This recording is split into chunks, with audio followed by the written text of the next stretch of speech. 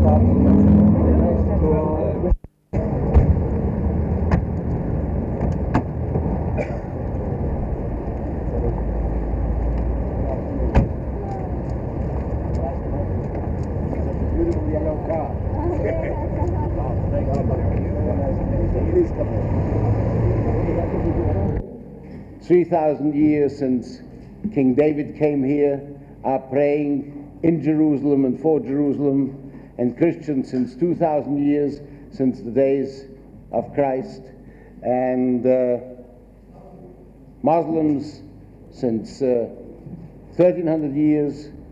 So, and you can hear at the same time the prayers of Jews are near the Western Wall, and at the same time you can hear the bells of the various churches chiming and the muezzin calling from the minaret, and it goes all into unison.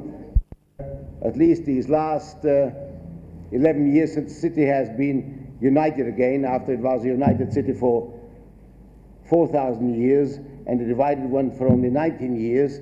It's also in everyday life. We have from time to time... Ever since we arrived, it's just been amazing to me that as we've been through the little villages and into the shops, and people recognized me or someone passed the word, they would come up and in just a beautiful, humbling way, they would say, "We're praying for peace. We're praying for peace." And so all of our group, we felt nothing but warmth and love and that attitude of peace. And last night, when I arrived in my room, there was a call trying to get through from Washington. And Jimmy had contacted Rosalind, and Rosalind had contacted a friend of mine, and they said, "Get in touch with Ruth and tell her, if she can, to tell everyone in Israel that it's really for real." And the one little thing I think that maybe wasn't in the paper, but they wanted me to give the message that all of the people in Israel, if they were in harmony with this agreement to unite in prayer for peace, that they would send their affirmations to Washington so that it would more unite the people and they would know. So they are expecting to hear from people all over the world. They went to the White House yesterday, a large group of religious people, and they made lists to send to the Pope and to every religious group in the world. And so it was a big moment. And I just think it's marvelous that these three leaders have decided that it's more than a political issue. It's got to begin with the Spirit. And our pilgrimage here is strictly spiritual, to walk in the footsteps of Jesus, to be in the Holy Land, to learn about our forefathers. And I have to say this little aside to you, and Joe Worshiper also sends his regards to you. He put me on the plane to come. Have you been on 60 Minutes yet? It should come out sometime this fall, but paper program about Jerusalem. When Joe... Small memento of this occasion, a book I wrote myself, and to show you just how...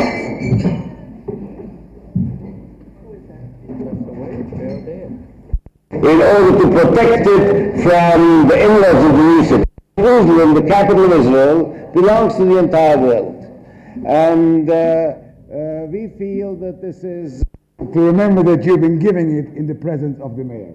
So we shall do it very quickly. I will announce your name. You'll just raise your hand and we shall just pass it over. encouraging everybody on our trip and everybody that I see to pray. But as far as giving him advice, I don't think he's going to call and ask me for any, and I'm not going to volunteer it. Have you been in touch with the president? No, I haven't been in touch with him. His wife, Rosalind, had someone to call and give me a message last night to just encourage the people over here, to say that they were very happy that I happened to be in Israel at the same time, and to ask everyone to pray for 7 days, and that on Saturday, if the Jewish people would concentrate especially on prayer for Camp David, and on Friday, if the Muslims would concentrate on prayer, and on Sunday, the Christians, they felt that a lot more could be accomplished. Did you think that President Carter took a great gamble, a great risk by going to Camp David? My brother is noted for taking great risk. What will you tell him about Jerusalem, about Israel, when you come back? Well, I think I will probably tell him exactly how I have felt, that it's been really one of the most beautiful trips that I have ever experienced. My ministry has been a ministry of peace and reconciliation, mostly with the emotional level of a person, of the individual basis, and now by countries. And so it's just so, to me, appropriate that I am here at this time, even though our group is working on inner peace and inner reconciliation. My message is for the whole world, and I just feel that I'm at the right place at the right time. Do you find Jerusalem a one united city, Jews, Christians, Muslims? Oh, I have found no conflict, just nothing except just a flowing peace everywhere I've been. And so much love toward me, which I would have to accept as being toward the United States, because I feel that I do represent my country and I represent Jimmy. And I've been so amazed at the deep concern of the people here for peace, and I see how much they really want peace in the world. Let's pray. Thank you very much. Can you repeat the question about the risk, please, once more? That they should somehow express it, not so much through prayer, but through literally sending mail. Well, you know, this was the message that was communicated to me.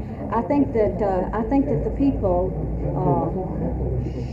at Camp David want to have the affirmation and know that the people are behind their desires too.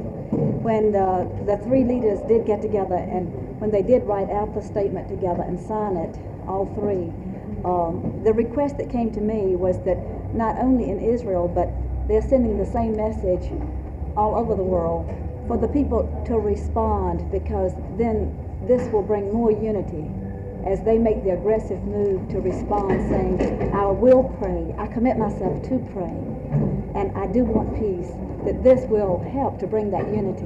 And the response should be in the form of prayer. The response should be in the form of prayer, and also the verbal expression.